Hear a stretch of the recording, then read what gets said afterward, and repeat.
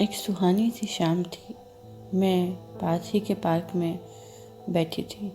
पक्षियों की चहचहाने की आवाज़, बच्चों का शोर, इसी बीच एक छोटी सी बच्ची की आवाज़ जो इन सब आवाज़ों को चीरती हुई मेरे कानों में पड़ी। गुब्बारे ले लो, गुब्बारे। मैले फटे कपड़े, बिखरे बाल, नंगे पाँव, करीब 6-7 साल की होगी। मैंने उसकी तरफ दया के भाव से देखा और फिर इधर उधर टहलने लगी। एक कार गार्डन के बाहर आकर रुकी। मैंने उत्सुकतावश देखा, एक बुजुर्ग उस कार से उतरे।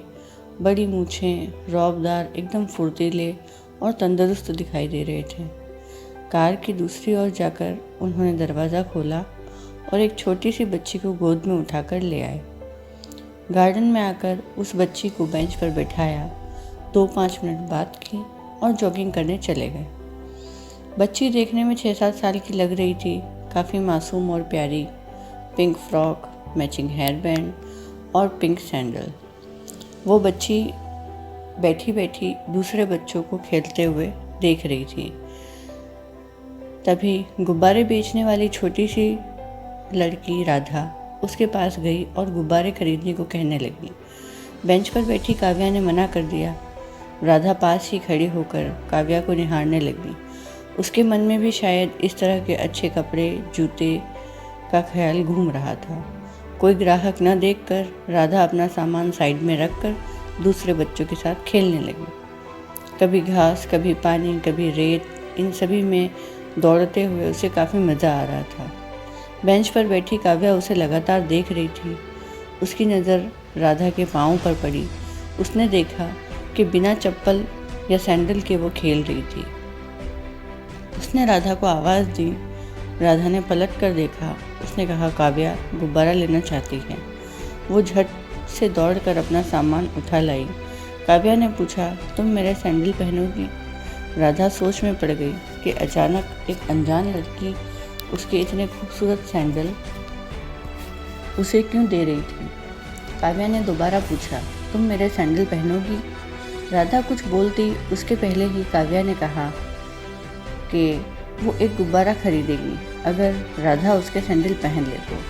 राधा काफ़ी खुश हो गई। उसने झट से हाँ कर दी और गुब्बारा लेकर पैसे दे दिए और सैंडल पहन लिए। अब काव्या ने उसे बोला, तुम खेलो, कूदो, दौड़ो। राधा ने ऐसा ही किया। खूब खेली, कूदी, नाची। घास, पानी, मिट्टी सब लग चुके थे सैंडल पर। काव्या ने उसे आवाज़ दी और सैंडल उतारने को बोला। राधा ने भी दे दिए। उसे समझ नहीं आ रहा था कि पहले तो सैंडल दिए और फिर ले लिए। इतने में काव्या के दादाजी उसे उठाकर कार में ले गए। अगले दिन फिर मैं गार्डन में जॉगिंग करने आई तो देखा कि काव्या बेंच पर बैठी थी और राधा गुब्बारे बेच रही थी। फिर कल वाली घटना हुई। काव्या ने राधा को सैंडल दिए और गुब्बारा खरीदा। फिर वो खेली, कूदी, दौड़ी और फिर काव्या ने सैंडल उतरवा लिए और घर चली गई। ये लगभग रोज़ होने लगा। मैं ये सब देखकर समझ नहीं पा रही थी कि आखिर काव्या ऐसा क्यों करती है। एक दिन मैंने उस छोटी सी बच्ची से जिज्ञासावश पूछ लिया कि काव्या तुम ऐसा क्यों करती हो। उस छोटी सी बच्ची ने बड़े दुखी स्वर में कहा, आंटी मैं चल नहीं सकती, इसलिए राधा को अपने सैंडल देती हूँ ताकि महसूस कर सकूँ मिट्टी, घास, कीचड़ को और देख सकूँ कि मैं अगर इन सैंडल को पहनकर भाग सकती तो कैसा लगता।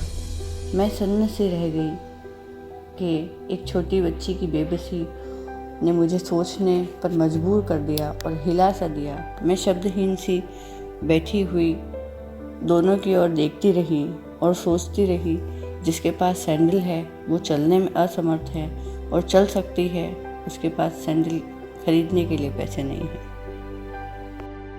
आप सभी को वीडियो पसंद आया तो प्लीज़ लाइक कीजिए, कमेंट कीजिए और सब्सक्राइब कीजिए।